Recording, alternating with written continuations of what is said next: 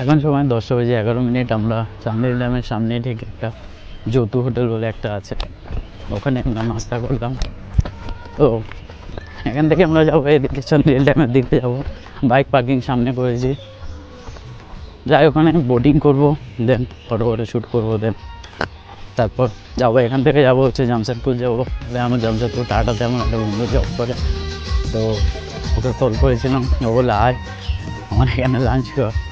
তো দেখি, মানে তো বলছিলাম না, দেখা যাক টাইম যদি অ্যাডজাস্ট হয়ে যায় ওখানে করে নেবো।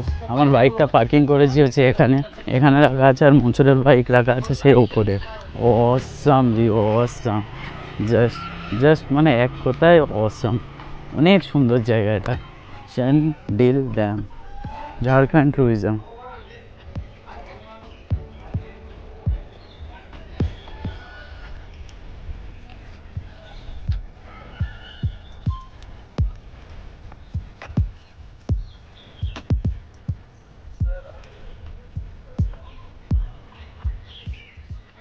পাহাড়ের রেঞ্জগুলো ঠিক এমন গেছে ঢেউ ঢেউয়ে, দূর থেকে বগ উড়ে যাচ্ছে।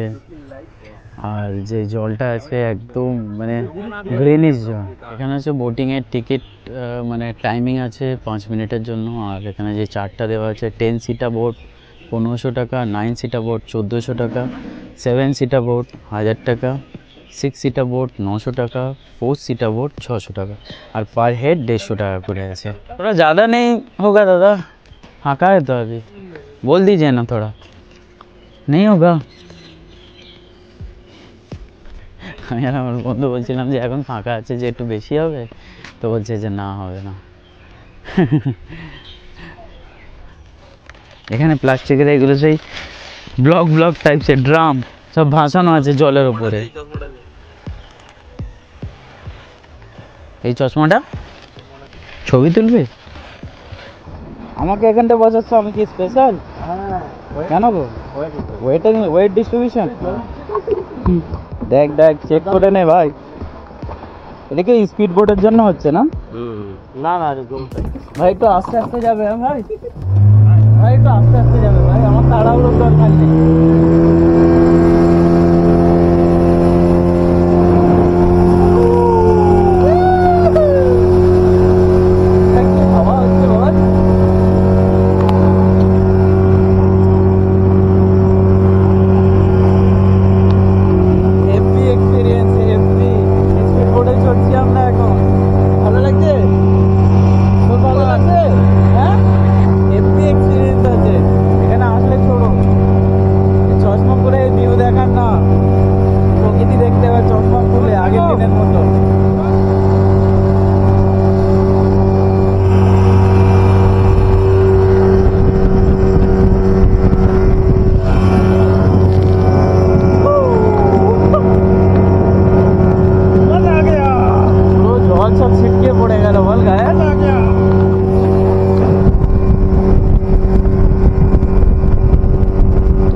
আরেকটা বোট যাচ্ছে, এই যে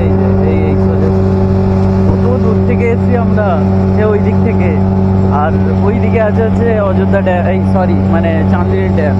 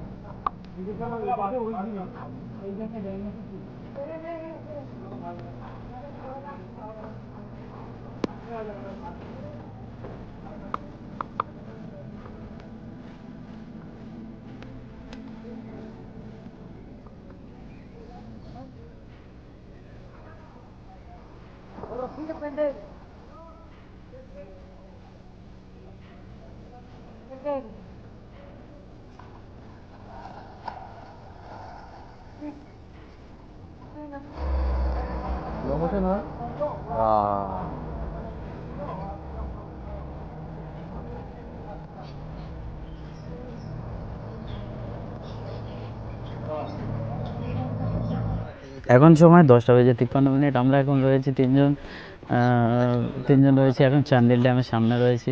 তো এখানে ভিউটা হচ্ছে ঠিক এরামি ভিউ রয়েছে। এখানে আমরা কিছুক্ষণ আগেই বোট চড়েছি, স্পিড বোট।